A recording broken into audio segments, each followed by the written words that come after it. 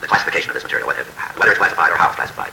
In other words, if the New York Times and the Washington Post had this material as a result of the indiscretion or irresponsibility of an Undersecretary of Defense who took it upon himself to declassify all of this material and turn it over and give it to the papers, you would still be here. I would still be here, but would have one string off my... Well, I didn't understand it was a real string. Well, maybe it isn't, but there are those who think it is, and I must be careful not to concede away in this court grounds which some responsible officers of the government think are important. But I do not exactly I understand is, and tell me if I'm wrong again, that your case really doesn't depend upon any assertion of property rights.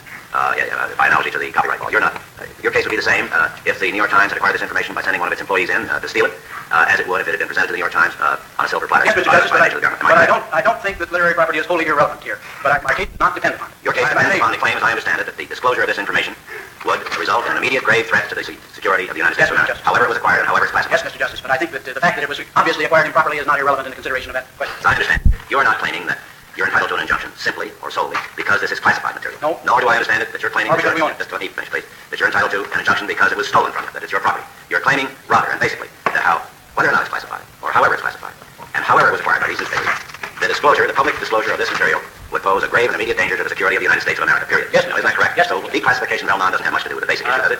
I agree with you, except that it's part of the setting. If this material had never been classified, I think we would have a considerably greater difficulty in coming in and saying, well, for example, suppose the material...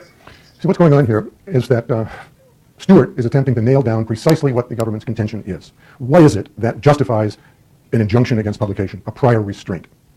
Is the fact that the information was classified, top secret, by the government, enough to justify a prior restraint in order, prohibiting publication? And you hear Griswold say, no, not by itself. That's not our argument. It's relevant that this was classified top secret, but that's not enough. It's not determinative of the government's case. Secondly, Stewart says, well, what is your contention that because it's the government, in a sense, literary property, by analogy to the copyright laws, the Pentagon Papers were written by government employees or contractors, it's government property, maybe literary property. Are you saying that because the Times doesn't have any right to use the government's property, that justifies an injunction? And Griswold says, no, that's not enough either. It's relevant, but not determinative.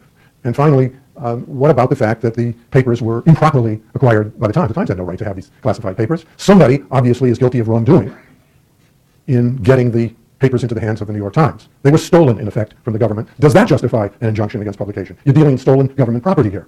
And Griswold says, no, that too is not enough by itself. Relevant, but not dispositive.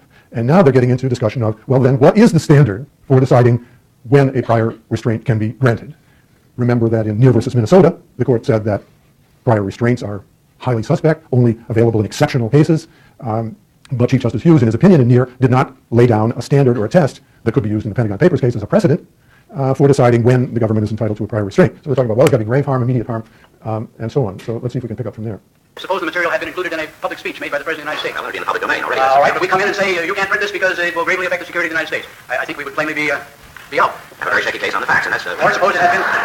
And this, therefore, is a fact case, isn't it? Until we can decide this case, we have to look at the facts, the evidence in this case that's been submitted on the In large part, yes, Mr. Justice, but I'm still trying to get some help from the background and the setting, which I repeat, it is not irrelevant that the concatenation of words here is the property of the United States, that this has been classified under executive orders approved by Congress, and that it obviously has been improperly acquired. Well, that may have a great deal to do as to whether it's the question of whether or not somebody's guilty of a criminal offense.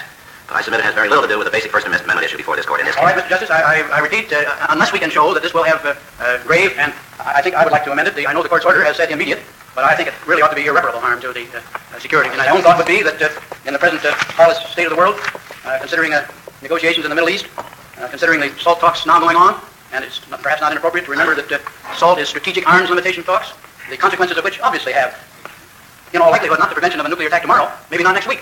But only by success in this kind of negotiations can we have any hope that our children and our children's children will have a world to live in.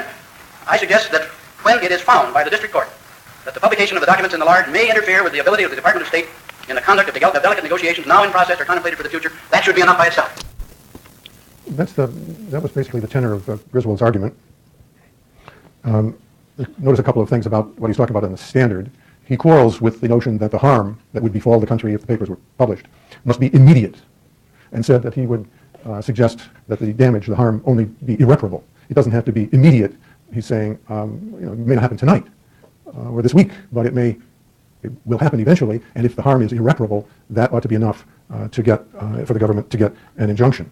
Now we turn to Bickle and the argument for the New York Times, and it's a major strategic choice here, whether to argue that the First Amendment does not permit prior restraint, period, or to accept the kind of conversation that Stewart and Griswold were having about this is a fact case, and it depends on what the facts are, whether the government is entitled to a prior restraint. And you might think about how you would pitch such an argument. Here's what Bickle actually said. Bickle, Mr. General. Bickle. Mr. Chief Justice, may I please report? We began publishing on June 13th. We published on the 14th and the 15th, with no move from the government till the evening of the 14th, despite what is now said to be the gravest kind of danger, which one would have supposed would have been more obvious than it turned out to be. Mr. Bickle, aren't you the Chief Justice going to allow some time for somebody to really see what this means before they act? And Mr. Chief Justice, meetings drawn and lawyers in the courts? I plan to return briefly to this point. I point out now only that, as was evident to us at the hearings when we cross-examined some of the government witnesses, high-ranking people in the government quite evidently read these things on Sunday morning, the following day, and no great alarm sounded. I mean to return to the significance of this point as I see it. I mentioned it, by the way, now only in the process of reciting chronology. We were then enjoined under prior restraint on the 15th, and we have been under injunction ever since. I may at this point take up Mr. Justice Stewart's question to the Solicitor General, referring to our position. We concede, we have all along in this case conceded for purposes of the argument, that the prohibition against prior restraint, like so much else in the Constitution, did not happen. But beyond that, Mr. Justice, The standard you are contending for is grave and immediate, or is that the standard that I would contend for, and the difficulties of words are simply enormous. One has to bring into one's mind an image of something, some event, and try to describe it. The standard I would contend for would have two parts of it. But the standard in general I would have in mind would at one end have danger to the nation. Some of the things described in the top secret, in the description of top secret classification in the executive order the Solicitor General read off, would I think fit that end of the standard. At the other end would be the fact of publication, and I would demand, and this would be my second element, that the chain, the link between the fact of publication and the feared danger, the feared event, be direct and immediate. So you would, I take it then that you could easily concede that there may be documents in these 47 volumes which would satisfy the definition of top secret in the executive order, and nevertheless would not satisfy your standard. That would be chiefly for the reason that, as is notorious, classifications No, are imposed. my question, let's concede for the moment that there are some documents which are properly classified top secret. You would say that does not necessarily mean that your standard is satisfied. That's correct. Yes, it has to be an extremely grave event. White is wanting to find out about the standard that Bickle is contending for, and he's added in something about direct and immediate. The publication has to have a direct and immediate causal effect, causing grave harm to our national security. I think when he uses the word immediate, he's not thinking of it completely in a temporal sense, like it can happen right now, rather in a causal sense, that publication is the immediate cause of the harm. It may happen later, next week, next year, but it's an immediate, direct cause of the harm. And one question that's lurking here, you heard Griswold say that it's enough to justify an injunction if our diplomatic relations with various countries around the world would be impaired. Some countries may break off diplomatic relations because they're embarrassed by what's in the Pentagon Papers about secret discussions that our diplomats had with them. And we can't trust the United States to keep a secret. That's harm. But there's a question of whether that's sufficiently grave to justify an injunction, with Griswold saying it is, and Bickle saying not enough all by itself. So here's how he Event to the nation has to be back to Stewart. directly, approximately caused by the publication. That's exactly And I correct. gather then that your basic argument with the statutory or the regulatory definition of top secret is with the word could, because that definition says unauthorized disclosure of which could result in blah, blah, blah. Yes, I was addressing myself only to the And you would insist that it would probably result. I would insist that for purposes, certainly, of any action in the President's inherent power, which is the case before us. Now, Mr. Bickle, it's understandably and inevitably true that in a case like this, particularly when so many of the facts are under seal, it's necessary to speak in abstract terms. Yes, sir. But let me give you a hypothetical case. Let's assume that when the members of the court go back and open up this sealed record, we find something there that absolutely convinces us that its disclosure would result in the sentencing to death of 100 young men whose only offense had been that they were 19 years old and had low draft numbers. What should we do? What's the answer? What should we do? How do you respond to that one? No response? Say, gee, Your Honor, I don't know. Nicole? His hypothetical is this, that suppose when we go back and we open up the record and we look at the Pentagon Papers, we are convinced from what's there that its disclosure would result in the death of 100 soldiers whose the only thing they did wrong was get drafted. Subject to a military draft, they got drafted. If the papers are published, 100 soldiers will die. What should we do? Publish? Kill it? Do it? Having the government responsibility, but because we haven't released that information and haven't educated our military at that time, because they were blindly going into Vietnam, not knowing really what was going on, didn't we kill more people by doing that than if we had released the papers? You mean we might save lives by publishing the papers? And Yeah, maybe how do we save lives by publishing? We know that we kill 100. How do we save lives by publishing the papers? maybe just people would be more educated and less willing to go to Vietnam or more protesting because they have more knowledge and information. And that's worth that pie in the sky hope, somewhat optimistic, justifies the death of 100 of our soldiers. Yeah. That follow-up kind of question, opening this window of if we can show the negative light, how much we want to be Vietnam, yeah, at home there's going to be even less support, there's going to be less of a push to keep on sending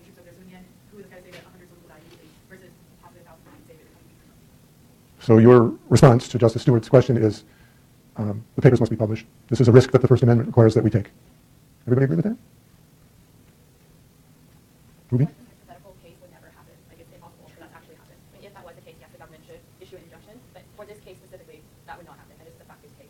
How can you be so sure that it wouldn't happen? I mean, you're quarreling with his hypothetical, right? You're saying What's the difference by sentencing? Like, the U.S. government will sentence 100 soldiers, or like somewhere in Vietnam 100 soldiers will die. somewhere in the world, we're not sure where, but we're convinced from reading the papers, surely, directly and immediately, this grave harm will befall 100 soldiers. What should we do? And you're saying, I don't believe you're hypothetical. But he's a Supreme Court justice who's saying, this is what's going to happen. You can say, not going to happen. However, your response is much like what Bickel actually responded. And his response was a little oblique. And Stewart misunderstands him twice. Stewart was so sure what Bickel's response to that question had to be. But he misunderstands him twice. What should we do? Mr. Justice, I wish there were a statute that covered it. Well, there isn't, but we agree or you submit. So I'm asking in this case, what should we do? I'm addressing a case which I am as confident as I can be of anything Your Honor will not find when you get back to your chambers. It's a hard case. I think it would make bad separation of powers law.